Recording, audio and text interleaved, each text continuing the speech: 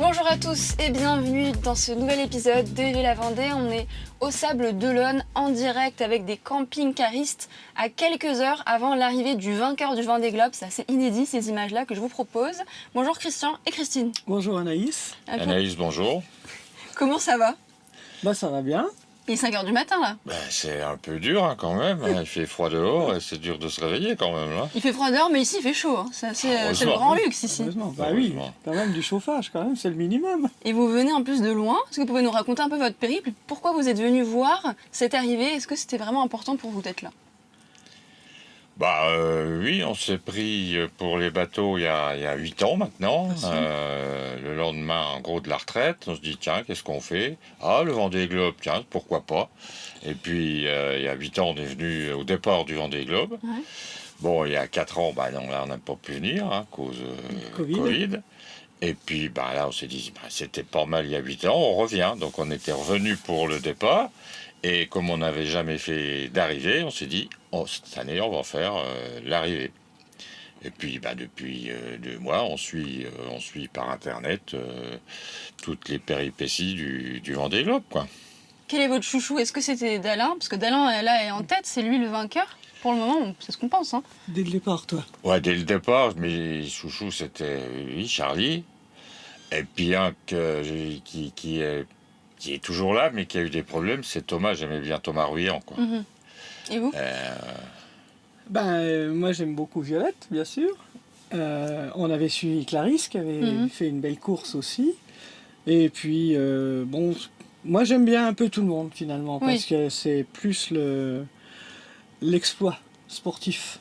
Parce que c'est quand même...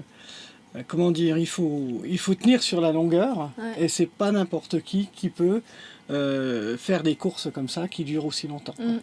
Vous venez de Lorraine, c'est-à-dire d'assez loin, vous avez traversé en fait la France, vous avez mis 2 jours apparemment pour venir jusqu'ici.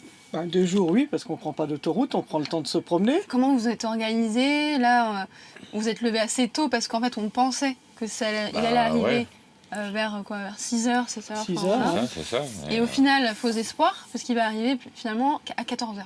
Oui, c'est le problème du chenal, quoi. Donc la marée haute, la marée basse. Donc comme ils peuvent rentrer qu'à marée haute, le chenal, ils peuvent bientôt plus rentrer. Donc on attendra 14h pour l'entrée dans le chenal. On aura déjà peut-être un petit peu plus chaud, on sera au soleil comme ça.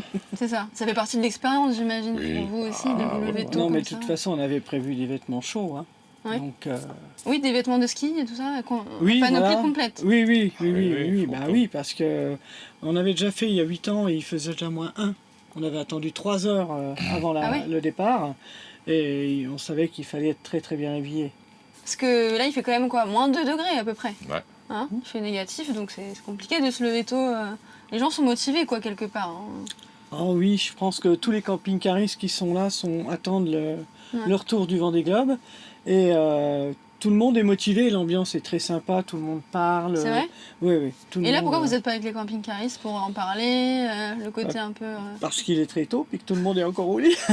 Les gens dorment encore? Oh oui, Ils ont dû voir la notif, en mode c'est décalé et hop, on redort. Quoi. Voilà, c'est ça.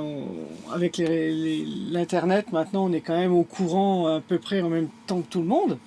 Hein, donc, on a tous les derniers événements. À 3 heures, on s'est levé.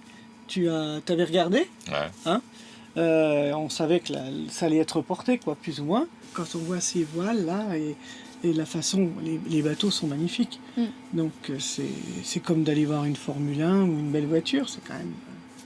il faut être présent pour voir ça. Voilà. Faut le voir au moins une fois. C'est sûr, c'est comme un Grand Prix. Hein. Si on n'en a pas fait, on ne sait pas vraiment ce que c'est. Hein.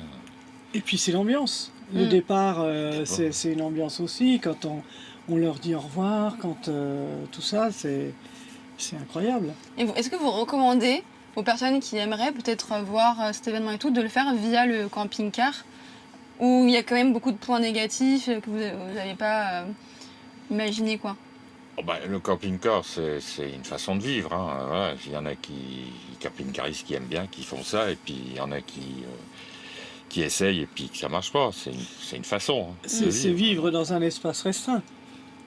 Surtout l'hiver. L'été, on est dehors. Voilà. Après, puis il y a beaucoup de maintenance quand même. Hein. Oui, c'est quoi par exemple? Qu'on s'en rende compte de la maintenance, rien que pour faire pipi? Ah, si j'ai envie de faire pipi, je vais il y a où, là des toilettes quand même. Ah, il y a des toilettes? On a des toilettes, on a une douche. Oh, mais tranquille. Vous pourrez visiter. Il y a la chambre derrière, on a un très bon lit quand même, on dort bien. Ok, donc ça va, c'est un petit appart finalement. C'est un appart, Oui, sauf oui. que ça fait 12 mètres carrés, c'est tout. Et il y a tout le confort, mais il faut pas user de l'eau n'importe comment. Comme je dis, il faut toujours être un petit peu MacGyver, quoi. Il y a toujours un petit truc bricole. qui fait du bruit, un petit... Voilà, il faut l'électricité, l'eau, Ouais. Toute seule, vous l'auriez pas fait par exemple? C'est un truc qui se vit... Oh ben, moi toute seule non, mais bon, je sais faire la maintenance aussi, je peux le faire. S'il lui arrive quelque chose, il se casse quelque chose par exemple, je peux ramener le véhicule, je peux le gérer, il n'y a pas de souci. Avant de finir ce petit déjeuner, est-ce que vous pouvez nous dire qu'est-ce que vous allez faire après le petit déj en fait? Enfin, là jusqu'à 14h, il est 5h30 du mat. Vous rendormir? Non, on va aller au marché couvert. Marché couvert, ouais. Voir la ville, les boutiques vont être un peu ouvertes. Chercher ce qu'il faut pour manger, un peu d'huîtres, un peu de crevettes, un peu de... Vraiment? Ah bah oui, hein. Faire un petit plateau de fruits de mer à midi. Oui, voilà. Et puis, aller faire un tour sur le front de mer également, qu'on aime toujours. Parce que ici, le front de mer est tellement beau qu'on ne s'en lasse pas. Et puis chez nous, il n'y a pas la mer, donc quand on y est, on la regarde. Et puis voilà, puis après, on va partir tranquillement. Vite à midi. On va partir d'avance pour se placer quand même. Mais justement, vous allez vous placer où? C'est quoi la bonne stratégie là?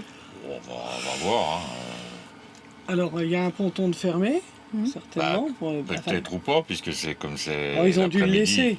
Ils l'avaient fermé, je pense, pour le feu d'artifice. Donc, mais il n'y aura pas de feu d'artifice, je pense. Pourquoi? En pleine journée, si.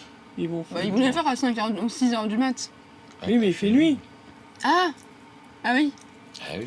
Bah oui. Feu d'artifice de jour, je sais pas si c'est efficace. Bah voilà. Donc ils le feront on va voir, là on va prendre les vélos et on sera plus facilement mobile peut-être. Ouais, peut-être. Pour aller sur la jetée quoi. Ou même à pied, hein, on a le temps. On va vivre la journée tranquillement, profiter de l'événement. Puis voir comment que ça se passe après. Parce qu'il y a le but de la journée. Aller au podium ou voir. Oui, retourner au village après. Hein, et puis essayer de suivre l'événement au plus près. On est venu là pour ça en fait. Hein, donc c'est déjà le voir rentrer dans le chenal va être quelque chose pour nous de grandiose, je pense. Merci pour ce petit déjeuner très convivial et en votre compagnie. Ça m'a fait plaisir. Nous aussi. Merci à vous de nous avoir suivis. On se retrouve dès demain pour un nouvel épisode de Vivez la Vendée.